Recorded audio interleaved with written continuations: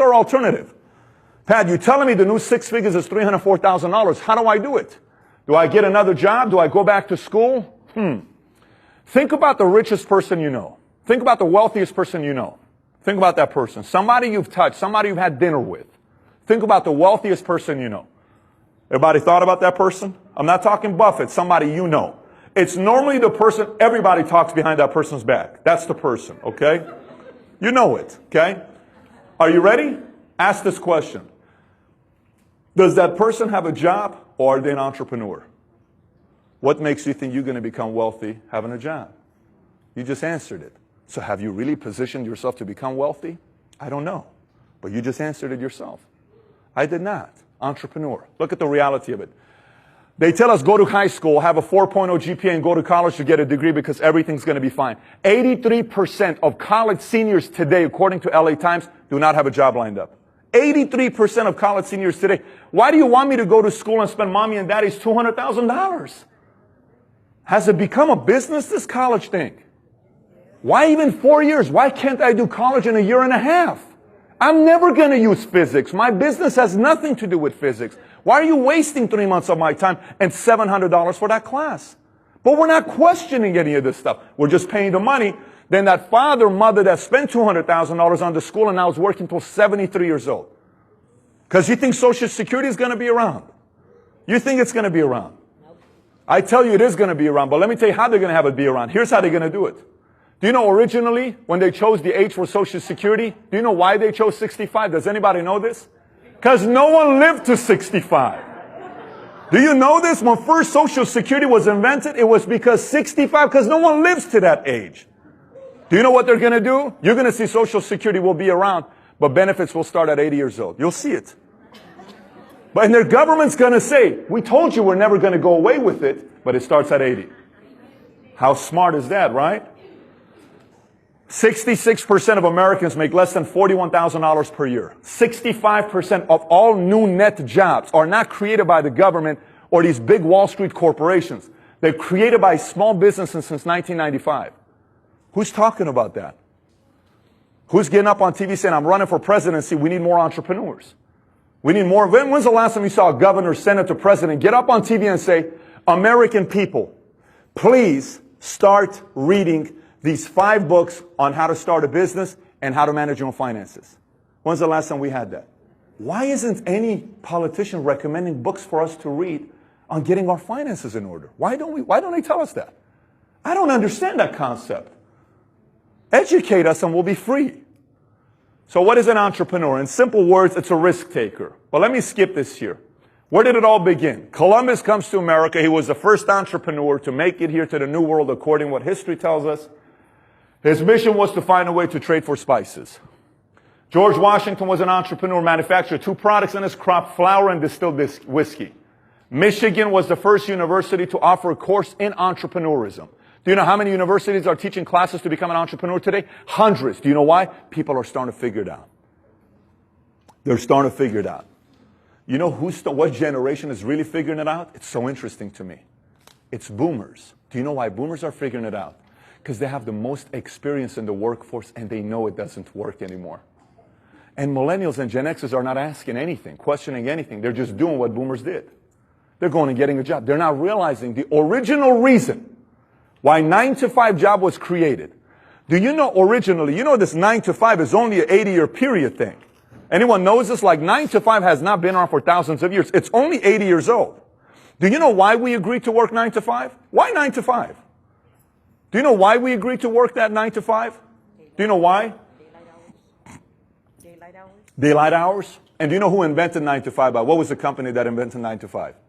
You should know it. You know it. Ford Motor Company. At that time, Ford was a godfather of companies in Detroit. Whatever they did, everybody else did. So here's how it was. Hey, Vicky, I would like to have you give 30 years of your life to my company, Ford Motor Company. And Vicky says what? She goes like this, and she says what? Your question would be what? What do I get for giving you 30 years? And I said, I'm sorry, I'm Ford. She says, I'm sorry. What am I going to get for my 30 years? I guess that's a fair question. Okay. You give me 30 years of your life, staying with me at the company, I'm going to give you a 30-year pension plan. Wait a minute. So I work for you 30 years, and you're going to give me my income? I am. Fair deal. Boom, we shake hands. Good negotiation. Do you realize that's why we agreed to do this? Raise your hand if you got a pension plan. Watch this. Watch this. No, raise your hand up high if you got a pension plan from your company. Look at the age of people that raise their hands. You don't see 35-year-olds. They're clueless about it. Because companies said these 20, 30-year-olds know nothing about pension plans, cancel the whole thing. They won't question it. They'll still come and work for us, and we don't even need to give them a pension plan. And people are still doing it. And no one's talking about this. Only people raise their hand that have pension plans mid-40s and up. Because you were in that era. It's gone. We used to have 134,000 pension plans in 1985. We got barely 20, 30,000 today. Because they don't have to offer it to you and I. Because millennials are not questioning it anymore. They're just following. I go work 9 to 5. My mommy and daddy did it. And the system loves it, that no one questions it. People even get up and walk out. What the hell are we talking about at this meeting? I thought this was an entrepreneur meeting. So, why do you think there aren't more entrepreneurs in America? Folks, how many of you have thought about starting your own business? Raise your hand. What is the number one reason why most of us don't start a business? Watch the answer. Fear. We're afraid. I've never done it before. I can't do it. I don't have the money. I don't have the time. I don't have the education. I don't have the support. I don't have the idea. I don't know how. Watch this though. Why are the reasons why most entrepreneurs become entrepreneurs? Why do you think they do? See, I think there's two reasons. One is the common reasons. The other one is the deeper reasons. Let me speak to you about the common reasons. Everyone knows the common reasons. The common reasons are what? Control of time. I want to make more money. Tax benefits. Family business. This one's very interesting. Do you know for years we've been told husband and wife shouldn't what? Work together. Now, who said that in the first place? I would love to meet that guy. We're now 300 million of us are saying that. Check this out. How has it worked? A husband works in a place for 10 hours with a bunch of other people, potential to meet new people. Wife goes and works in a new place for 10 hours. They are growing what? 10 years later, you're sitting at dinner and saying, why did I marry you? I don't love her anymore. I think we're disconnected. 66% of marriages end up out of divorce. Do we ask why? Do you realize for thousands of years we didn't have any divorces? Why? Husband and wife ran a business together. We built something what? Together. So I'm seeing you every day. I'm with you every day. Baby, we're building something together. So at night, hey, remember that one thing that we need to work on, baby? You need to call Joey in the morning. I will. Hey, you got to get the son to do it. Because we're building something together. So anytime husband and wife is growing something together, man, that's exciting. We're not doing that no more because that one guy, they say husband and wife shouldn't work together. Who is they? I haven't met they yet, right? But they say that. They say that, right? Travel. Did you know 54% of Americans have never traveled outside of the United States of America? 54% has never traveled. Some want to become entrepreneurs for retirement, recognition, nice car, big home, be their own boss. But let me tell you the deeper reason why people are becoming entrepreneurs. Do you realize in this room, we have Caucasian, African American, Hispanic, Middle Eastern, Asian. We have different nationalities. Christian, Jehovah, Seventh-day LDS, Scientology, Muslim, Catholic, agnostic, atheist, Confucius, whatever you want to call it, right? Educated, uneducated, Laker fan, Clipper fans, doesn't matter. Every single one of us in this room, everybody in this room. Do you realize every single action we take, everything you and I do in our lives, every single action we take that action with an intention of getting one emotion. Anyone knows that one emotion we want? It's what? Happiness. 2007, when the market crashed, everybody lost their money. In 2008, you know what was the most common word used in books that were published in 2008? Happy. Because everybody wanted to find out, how in the heck do I become what? Happy. Do you know why, all these beer companies do so well? Because they do commercial with, when you're drinking, you're with single girls, and it's just so, I want to drink, Coors Light because I'm happy when I drink Coors Light for 30 minutes. Do you know why the drug business does so well?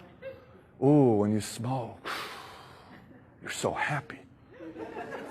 You drop this pill, you drink water, you get a massage. Ooh, it's great. You snort this thing, you feel like you're Superman for about 5 minutes. Everything's like happy, happy, happy. You're laughing about it. I'm sorry, we're all adults here. It's not like none of you guys haven't seen pot ecstasy or cocaine. I mean, it's not like at the time we hit 18 nowadays in America, I'm sorry, we see a lot of weird things today. Your kids see things at 10 years old we used to see at 18 years old. So, how do you judge happiness? It took me a long time to question this. I decided judging happiness on the lifespan of that feeling of happiness. This is 30 minutes. This is very short. All of those are short. The biggest, long-lasting happiness feelings are all natural. Every one of them are natural. They're all natural highs. All of them. And we'll talk about that here in a minute. Do you know everybody here wants to be fulfilled?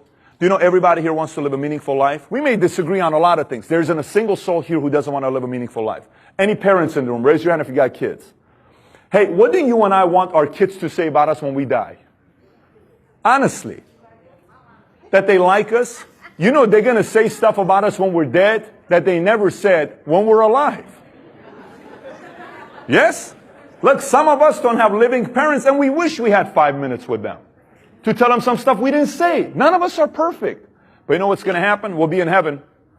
And we're going to go and say, hey God, I cleaned that cloud. Am I cool to check out my kids real quick? You cleaned the good. I cleaned the good. I'm telling you, the cloud is clean. Okay, go ahead. We're good? Okay, good. Because, you know, they got good technology up there, right? So I'm going to come, I'm going to say, there's my boy. See how he's doing? Okay. He's happy. Okay. He's spending some time with his wife right now. Let me cover this up. This is a little awkward. You're going to step away. It's kind of weird. You come back. Okay, this is... And you open up the clouds, and then boom. He's in the car by himself, and he's got his hands and his head on the steering wheel. And he's just going like this. And you're saying, why is he doing that? And you can hear his voice. Dad, I miss you, Dad. Mom, I need you right now, Mom. Marriage is a mess. I have no clue what to do. I haven't told Mary. I don't know how to pay my mortgage payment. You taught me so much about life. I wish you were here with me. I wish I could have 5 more minutes with you to tell you how much I love you. I am the man, the woman I am today because of you. I miss you, Mom. I miss you, Dad. I love you so much. Oh. I got 2 kids, man. They're only 3 and 22 months. I melt thinking about this. And I know you do as well as parents. Because everybody wants to live a flippin' meaningful life. Everybody does. We may be different, but we want to make an impact with our lives. And you know how we do it? You ever met bitter people? Anybody met bitter, depressed people? Do you ever wonder why some of us sometimes are so bitter and depressed? I used to want to find out what causes people to be lazy until I figured out why people are lazy. I wanted to find out at one point, why am I so lazy when I was a kid? Do you know, it's a very simple research. Does anybody know what causes laziness? A boring life. Boredom is the seed of laziness. When we watch a boring movie, what happens to us? We fall asleep. When you watch an exciting movie, what happens to us? We don't fall asleep. That's your life. If your life is boring, you're lazy. If your life doesn't have a lot of action, you don't have a lot of energy. And I saw that in my life. But you know what causes bitterness and what causes depression? You ever met bitter people that everything to them is like, they're so bitter to be around? Do you know what it is? Let me tell you what causes happiness and what causes bitterness. And here's all it is. People who no longer create anything are depressed and bitter. And people who continuously create, they're happy. You want me to give you an example? My mom and dad divorced in 1989. 20 years they didn't see each other. My mom told me, I will never be in the same room with your dad. My dad said, I will never see your mom ever again. 20 years I prayed. I wanted to have them to be in the same room together. 20 years later they did. You know why? Because my niece was born. My sister created a child. When she created that child, everybody showed up. And everybody was happy. My mom and dad talked to each other with no problems. How many times have you seen grandkids bring families together? Anybody's ever seen grandkids, what they do to a family? Everyone shows up out of nowhere. If we don't create, we're not happy. You see people who are bitter, make a list of what they've been creating. Nothing. They're not happy. They don't have happiness. There's not fulfillment there. Anybody's ever bought anything from IKEA? You ever bought anything from IKEA? Do you ever realize, like afterwards, what the heck was I thinking about going to this IKEA? My wife, I come home, babe. Yeah, baby. See that box?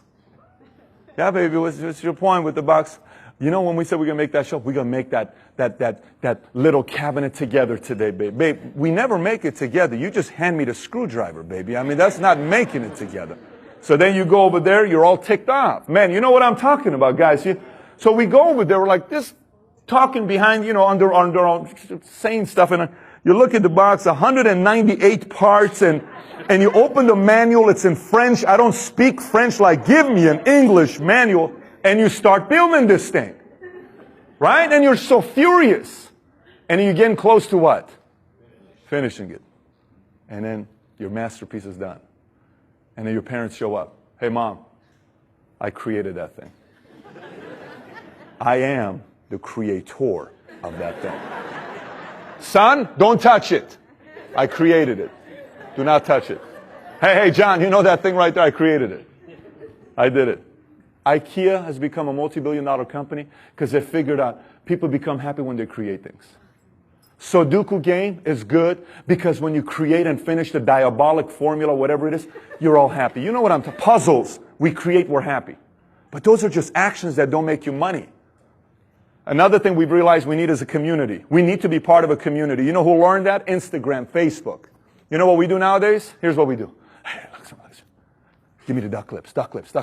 Boom! We took the picture. You saw them, of course, on Instagram. Hashtag, hashtag.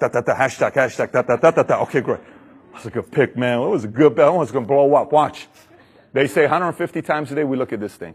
150 times a day. So we go, oh, bro, 17 likes in 4 minutes. Woo! It's good. It's good. Oh, my God, this is good. Oh.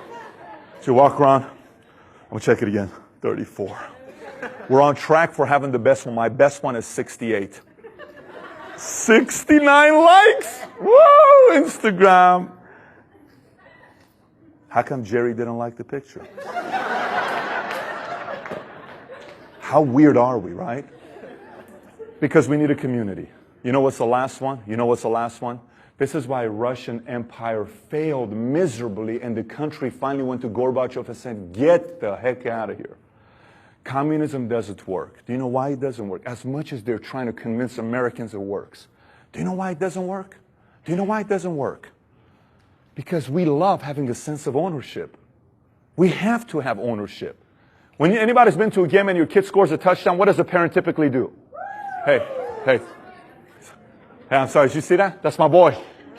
So he runs like his daddy. He's kind of like, you know, he's an athlete like his father. How are you, sir? I know I kind of gained weight, but that was me 32 years ago. Son, I'm proud of you, buddy. That's my son. Hey, whose wife is this? It's my wife. Why are you looking at her? It's my wife. Now look at my wife. It's my wife. My wife. Whose husband is that? It's my husband? Don't you be looking at my husband over there. I'm telling you, it's my husband right there, okay? Get your eyes off her. Hey, whose lawn is it? Get off my lawn. Whose house is this? Whose car is this? Mine. You know why? Because we need to have a sense of ownership. Do you know what's crazy? Let me tell you what's crazy. Create community sense of ownership. It's all the activities that create happiness, fulfillment, and meaningful life. Do you know all entrepreneurs do all day long? It's create, they're part of a community, and they own their business. That's why they're so happy. How many of you guys have a friend that invited you to this meeting here today, and you've said this line to him or other people? Man, he's changed. He's crazy. Why is he so excited? It's as if he's joined a cult. Who said that? They haven't. All entrepreneurs are like that. It's not just us. Go to entrepreneur events. It's because they create, they're part of a community, and they own their business. That's why they're happy, and that's why most people who have jobs, they don't feel that way. Because you're not. You're just taking orders. You're just doing a regular job, and it doesn't create fulfillment. And people are starting to figure this out. So anybody want to do a quick DNA test to see if you have what it takes to become an entrepreneur? Anybody want to do that? Yes or no? You don't want to? We can skip this if you don't want to do that. Let's figure out real quick if you got what it takes to become an entrepreneur.